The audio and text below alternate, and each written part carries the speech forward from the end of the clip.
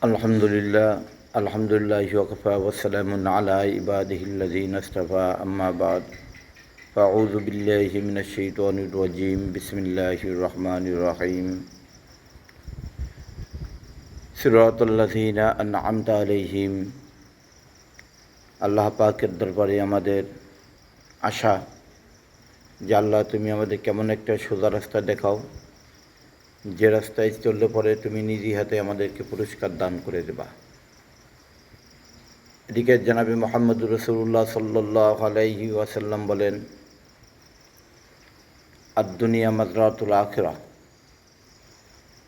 দুনিয়া হচ্ছে একটা আখিরাতের ক্ষেত, আখিরাতের ফসল।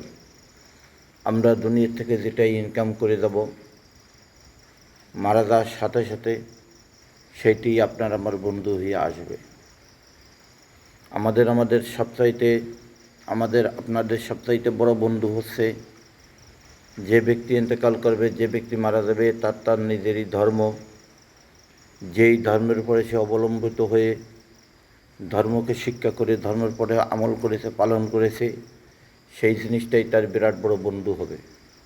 আসুন আমরা সঠিক ধর্মকে আমরা চিনি, সঠিক ধর্মের পরে আমরা চলি।